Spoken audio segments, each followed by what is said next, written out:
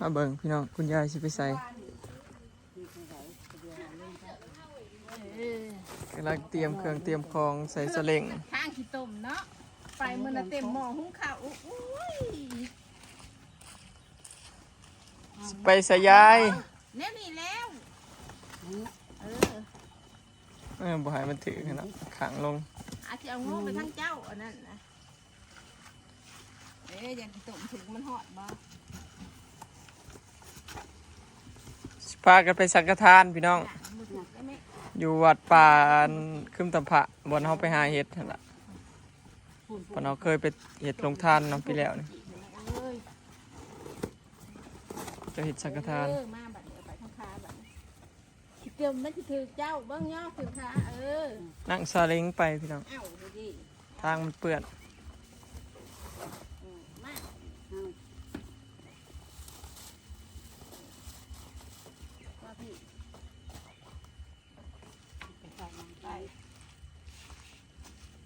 รถใหญ่ไปบ่ได้มันคามสิได้ชุกไปสิชุกได้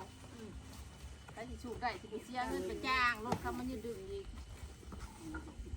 จ้างรถก็มาดึงกับป้าไหวมาแล้วย่ำแรงจะไปคุดเอา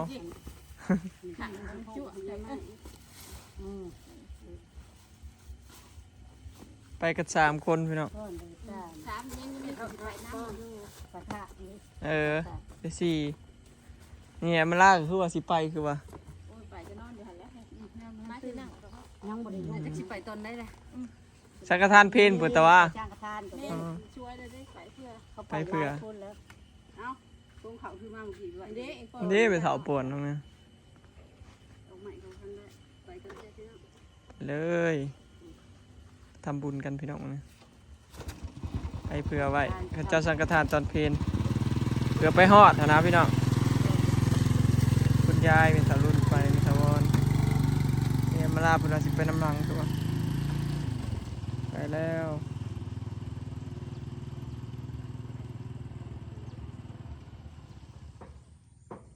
ฝนตกเมื่อคืนนี้พี่น้องฝนตกหนักเนาะมาดูสิปลาละไปไหมว่านบอยมาเห็ดอันนี้ใหม่เนาะเห็ดขังแยงใหม่ขังไปอ้อมไปเลยป่ะดูสิมันจะออกไหมคันออกก็ยอมแล้วพี่น้องป่ะนี่พอขังไว้เบิดเลยวันนี้มีบอลรอดดอกนี่ขังไว้เบิดเลยว่านสื่อแยงมาเพิ่มมาขังปลาค่อยมันออกไปยังอยู่แสดงว่าโอเคยังไม่ไปไหน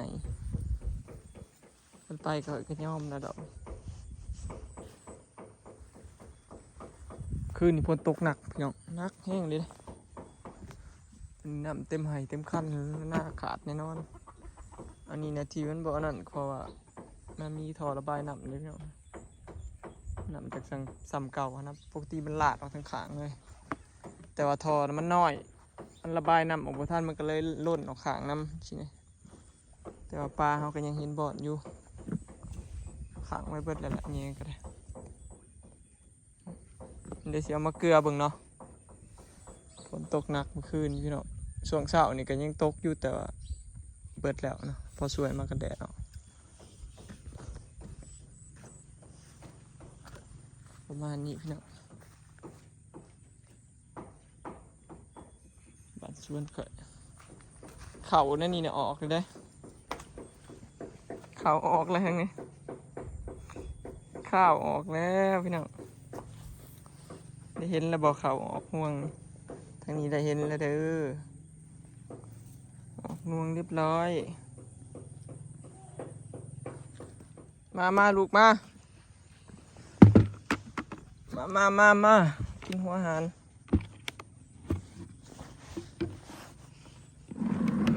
เบิ่งพี่น้อง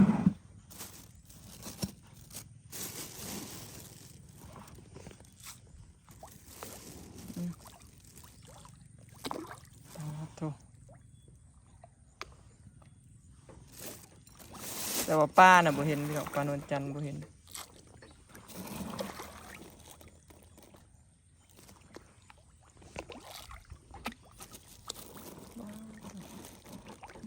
เข่ง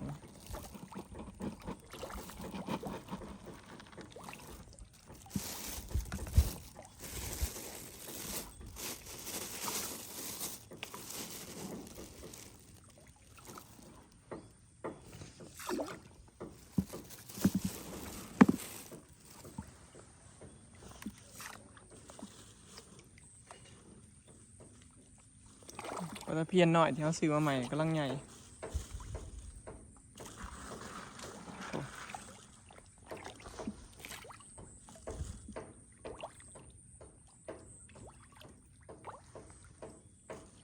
กำลังใหญ่พี่น้องปลาตะเพียนนี่ปุ๊มันใหญ่แล้วมันกินแล้วมันสวบใส่เด้ปุ๊เลยบ่เห็นโตมัน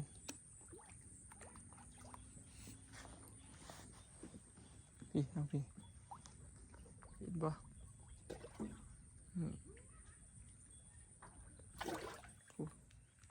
มันขึ้นมาเป็นจ้อมๆเนาะ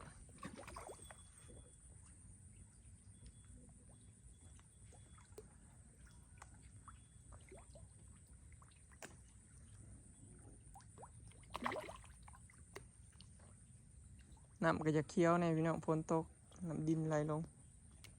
บริดูดออกเนาะน้ำขุ่นบ่แม่นน้ำเคี้ยวน้ำเคี้ยวในปลามันจะตายมินขี่ไปซะ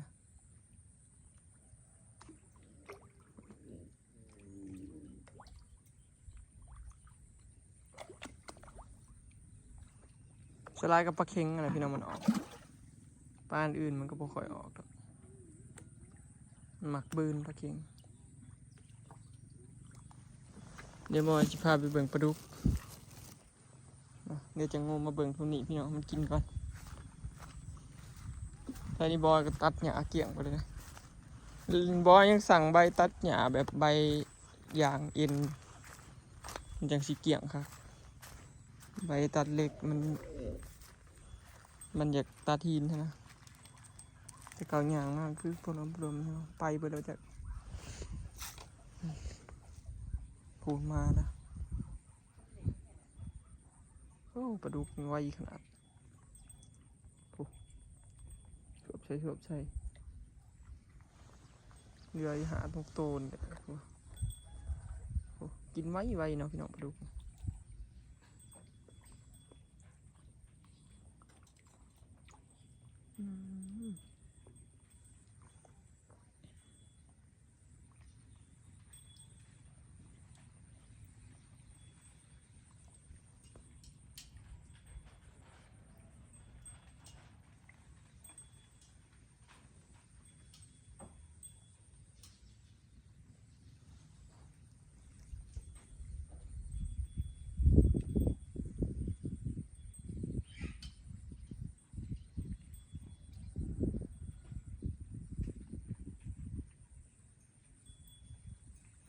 คือมีปลาเค็งนะวะเค็งมาลงน้องตัวนี้แน่นอนดีนะเค็งปลาตะเพียนเนาะปากนี่คือปลาตะเพียนปลาอีซบที่เขาปล่อยนะหายเดี๋ยวเห็นอยู่ขึ้นมากินอยู่คิดว่ามันไปแล้วปลาอีซบพี่น้องเดี๋ยวมันมากัดกิน เห็นดับโตไหมมันไปใส่เบิดเนาะบอยมาเกลือแต่เถื่อนบ่ได้เห็นนะฮะก็สิเห็นนี่พี่น้องปล่อยไปซองทงหยันปลาดุกปนเลย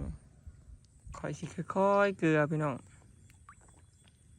ค่อยๆเกลือไปนี่ที่เบิ่งมันไปนำ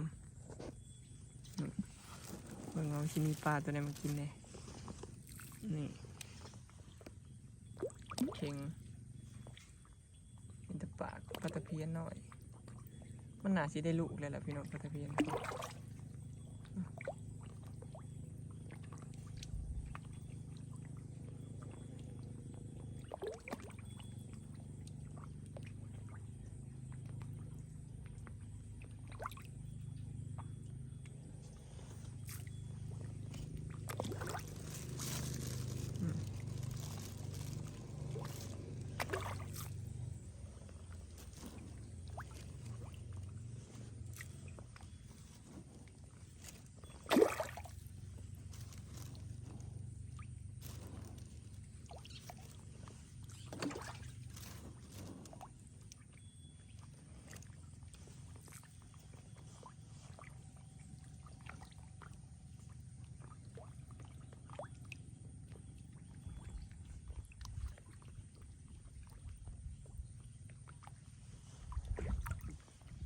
เข็งตัวพวกใหญ่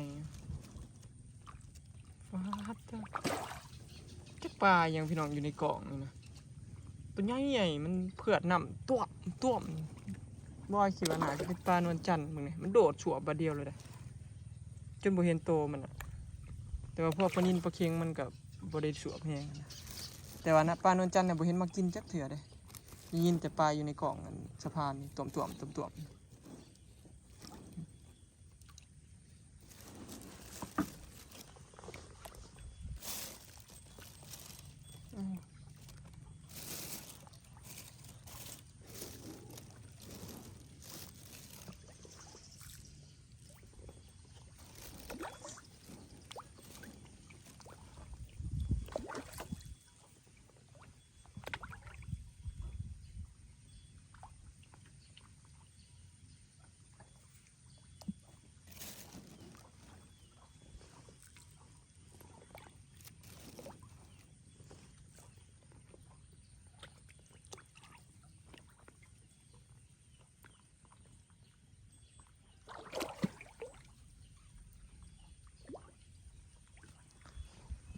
ปลาตะเพียนมาเบิ่งฟังนี่กันพี่น้องต้วมอยู่ในกล่องนี่นะจักปลายังคอยอยากหูอยู่คอยอยากหูว่าปลานวลจันทร์มันยังบ่พี่น้องแต่ว่าคอยตึกตอนนั้นนะที่เขาเจซีมากินตำแกงหน่อไม้ตอนนั้นใหญ่เติบเลยแต่ว่าเดี๋ยวนี้บ่เห็นมันเห็นแต่เก่ายังว่าเห็นมันขึ้นมากินนะเดี๋ยวนี้บ่เห็นมันขึ้นมากินรู้มันมาไกลๆอยู่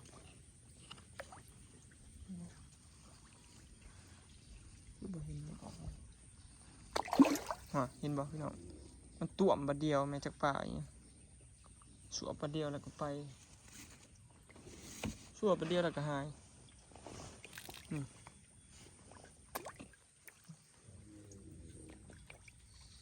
โอ้ข่อยงงเลยยันมันไปนะพี่น้องโมเมนต์นั้นผู้สวบบาเดียวเลยบ่เห็นโต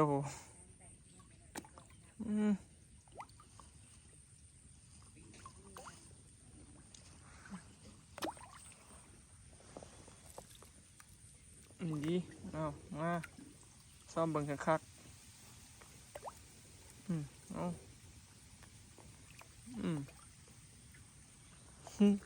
บ่มันขังนี่วะ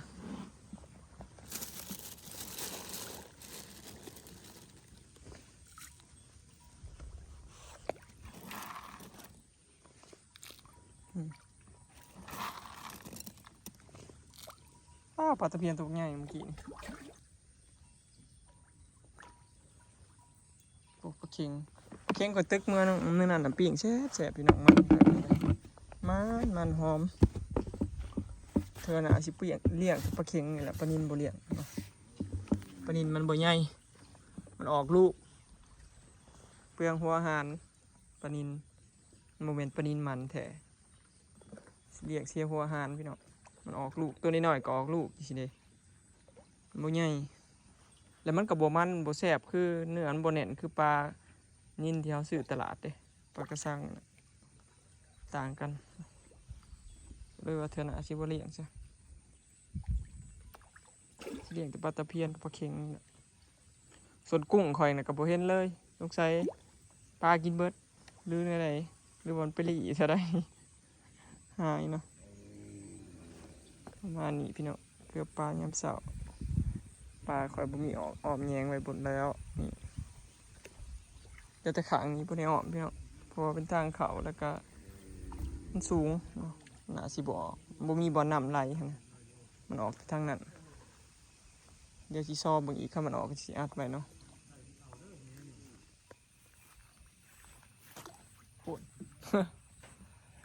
โอ้ยคลองก่อยออมไปเบิดแล้วก็ไข่แน่พี่น้องสบายใจเบิ่นไปซื้อแยงเมื่อวานนี่ฝนตกแข็งฝนไปซื้อแยงคลิปนี้ก็สิขอเก็บภาพบรรยากาศไว้สำนี้เด้อเนาะพี่น้องฝากเบิ่งคลิปฝากเป็นกำลังใจหน่อยเด้อเนาะพี่น้องไปแล้วสบายดี